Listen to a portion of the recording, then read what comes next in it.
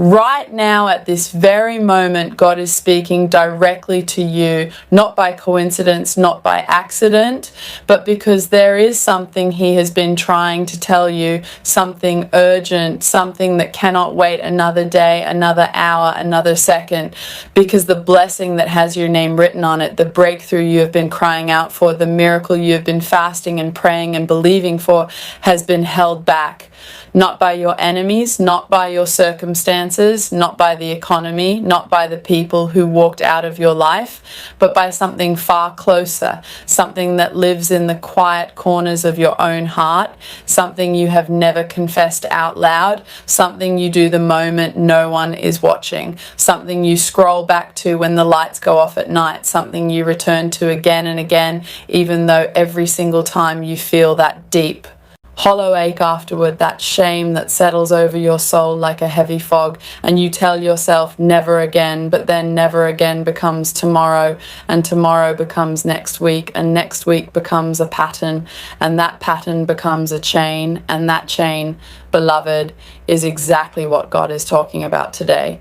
Because He sees it, He has always seen it. Nothing you have ever done in secret has ever truly been secret before the eyes of the Almighty. And He is not showing you this to condemn you. He is not pointing His finger at you in anger. He is reaching out His hand to you in love, because He knows that this hidden sin, this thing you carry in silence, this weight you smile through every Sunday morning while singing worship songs with tears in your eyes, this is the very thing that is standing between you and the life He designed for you before the foundations of this world were ever laid. And you need to hear this. You need to sit with this, because God does not delay blessings without reason. He is not withholding from you to punish you.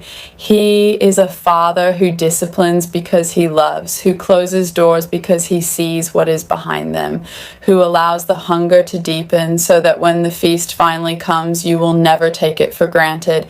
But there is a difference between divine timing and a spiritual blockage.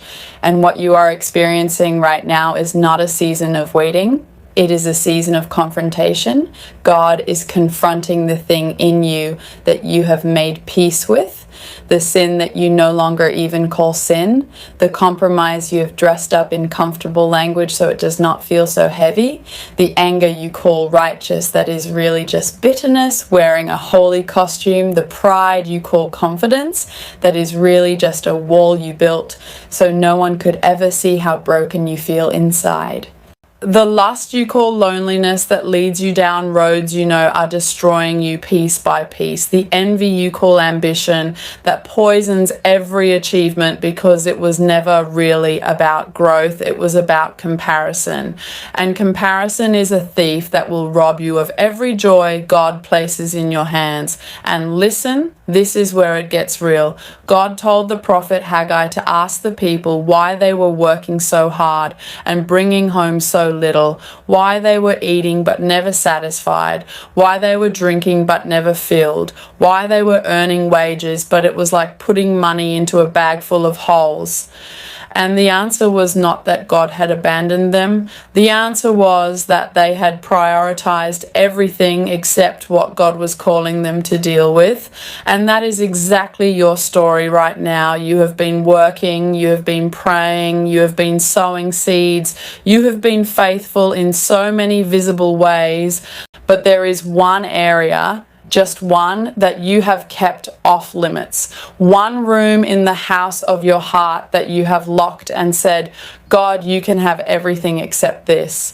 And as long as that door stays locked, the fullness of His blessing cannot flow through your life freely, because God is not interested in a partial surrender. He is not moved by a worship that says, I love you on Sunday, and then betrays that love on Monday. He wants all of you. Every corner, every shadow, every hidden place, every secret struggle. And the moment you open that locked door and let him in, something supernatural shifts in the atmosphere around you, because the blood of Jesus was not shed for a partial redemption. It was shed for a complete and total restoration.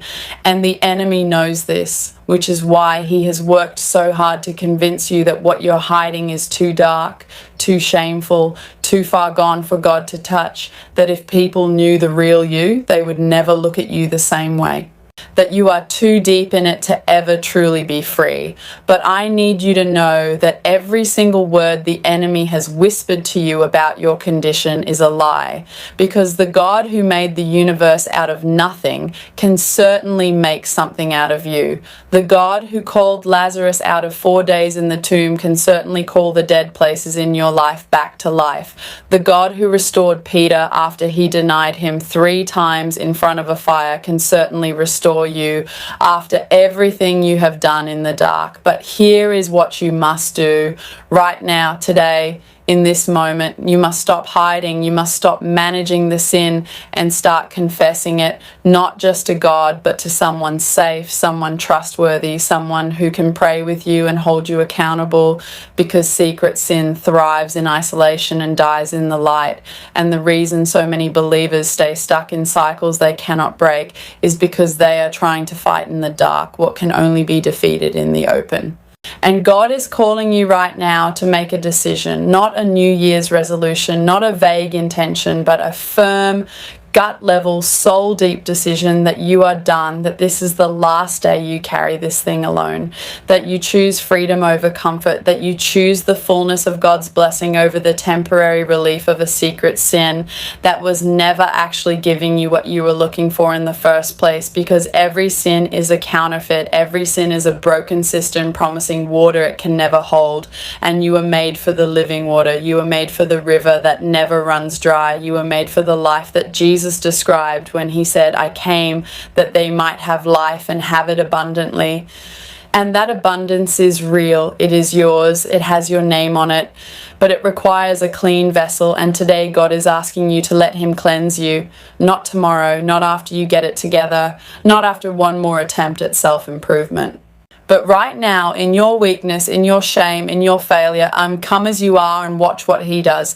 Because the moment you surrender this hidden thing to him completely, the heavens over your life begin to open, the chains begin to break, the blockage begins to clear, and the blessing that has been waiting on the other side of your obedience will begin to pour out faster and more powerfully than you have ever imagined.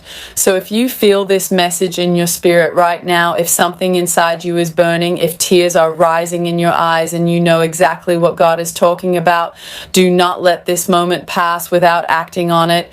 Get on your knees, open your mouth, tell God everything, hold nothing back, and then stand up and walk into the freedom that Jesus already paid for with his life, because your blessing is not blocked forever. It is just waiting for you to let go.